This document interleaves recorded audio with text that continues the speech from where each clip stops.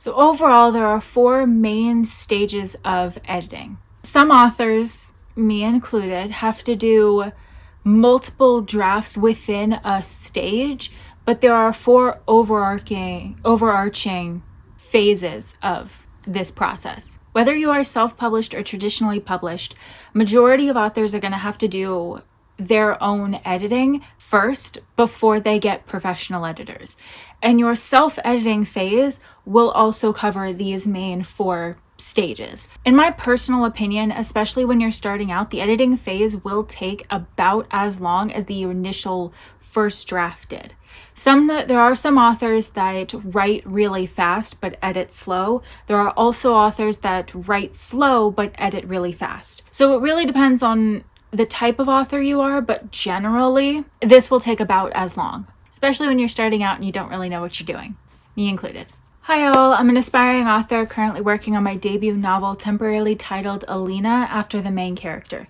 It's a light academia-ish romantic fantasy with 2 winged races whose sole purpose it is to be a conscience for the human population. Throughout the story, Alina is navigating life at school while also dealing with her overbearing parents, and while a unknown force is stalking both her and the love interest Darren. Now on to the video.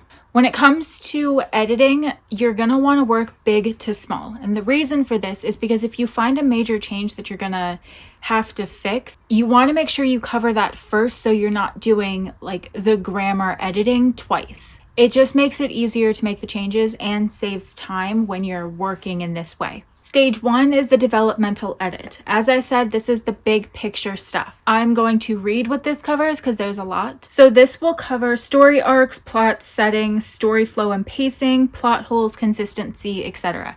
These are things that when you find mistakes in this section, the likelihood is that you will have to change a lot and rewrite a lot, sometimes even multiple chapters. So again, start with big picture stuff. We're going to continue on to stage 2, which is line editing. Now, this is literally where you're editing your novel line by line. This is where you're focusing on tone, style, again, consistency as well, repetition, formatting, and the overall readability of your story. Here's where you're going to be focusing on individual sentences and paragraphs and making sure that they follow the intended mood or tone that you are trying to set throughout the story. So if you're trying to write a contemporary romance or even a fantasy romance, you don't want to lean too heavily on the dark horror, scary gore aspect of things, depending on the type of story. Fantasy romance tends to have like monsters and stuff, so there might be blood, but you don't want to heavily focus on that unless you are writing for that genre, which is like dark fantasy, horror, thriller, mystery. Stuff like that tends to lean a little bit more descriptive in that essence. So if you're writing more of a fantasy romance, you don't want to go heavily into detail. You'll also want to make sure that for this section, you are focusing on description and making sure that you are describing things in a good way. As I said, you'll be focusing on paragraphs as a whole, so that's where the whole focusing on description things come in. So when it comes to describing things, you want to make sure you're focusing on your 5 senses. You want to make sure that you are describing them as they pertain to the scene. So if your characters are walking into a cafe, you want to make sure that you're describing what they're seeing, what they're hearing, and especially what they're smelling.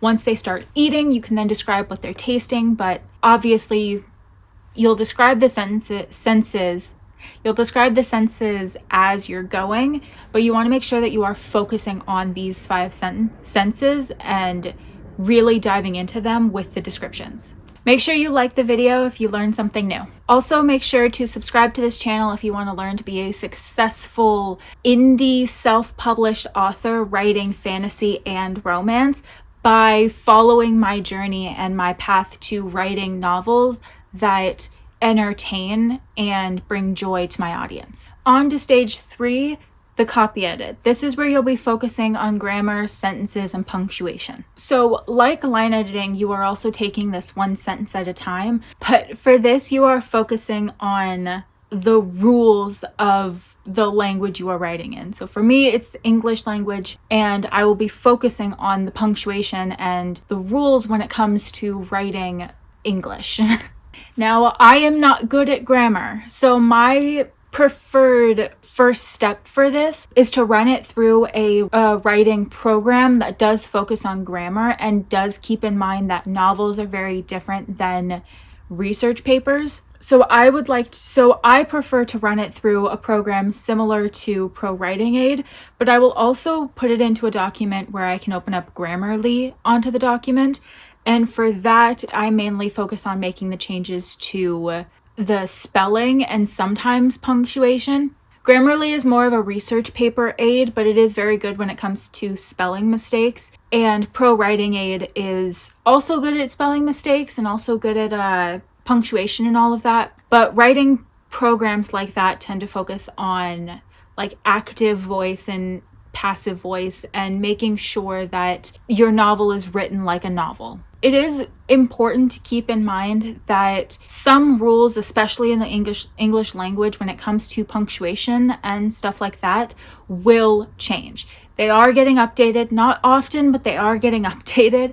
So even if you run your novel through a program, it does not replace a professional edit. The rules change. And the way an editor will look at your novel is very different from a computer program, and it is good to keep in mind of that difference. A human will have more nuances in regards to the type of voice that you are trying to portray, and will keep in mind the intentional mistakes that you have to your novel. The reason why I say intentional is because sometimes the way you write something will not follow proper grammar rules, but it does definitely fit your character's voice. So if you are writing in first person and you add a lot of likes, actually those words that fill in the sentence to allow your brain to process, if you are adding that in your dialogue, a proper program is going to delete those. But if it fits your character's voice, either in the narrative and especially the dialogue, you want to make sure that you're keeping that in mind so you're not deleting something or changing something that would add to your story and not take away from it. On to the last stage, which is stage 4. Proofreading. So this is your final run through of your novel. This is the final look that you're giving it before you are done, either before you send it off to a professional edit or before you send it off to printing when it is officially done. So this is the final look at your novel before the overall phase of editing that you're in is completed. A few additional things to keep in mind throughout the process. Professional editors will sometimes offer packages when it comes to the types of edits that they offer. So it is good to keep in mind of when you are hiring an editor of maybe getting a package that covers 2 of the editing stages. Now, you do not want to hire one editor to do it all, especially when you're starting out. When you get to a more advanced level when it comes to being an author, you might not need as much editing because you've started to pick up certain things that initially an editor would have caught, but instead you're just not doing it. So eventually, after 5, 10, 15, 20 books maybe, you won't need as many editors. You won't need as much of an edit, but you still will need an editor. But at the beginning, you are going to probably need an editor to do these individual stages, and I would highly not recommend hiring one editor to do all 4, because it does not matter how many times you look at your novel, you will always find mistakes that you missed previously. And because of this, because you are seeing your novel so many times and with only minor changes, there are things that you're just not going to notice, things that you're not going to think about, or things that are just going to slip your mind or slip your view when you're looking at the document. So the reason why you hire different editors is to get a fresh set of eyes on your novel. The reason is so that it is easier to catch mistakes that maybe someone else or you might not have. So I would definitely not recommend hiring one editor to do all of these things or all 4 of these stages, but you definitely don't need 4 editors. As I said, some editors will offer packages. I would at minimum have 2. My recommendation is 3, and I would only say minimum 2 if you have enough alpha and beta readers. And by enough, I mean more than 30, if not 50. There are ones that will catch a lot more mistakes when it comes to developmental edits and especially proofreading, quote unquote proofreading. They might even catch line edits, and sometimes, depending on the beta reader, they'll also catch some grammar edits. I don't know. It's a whole thing.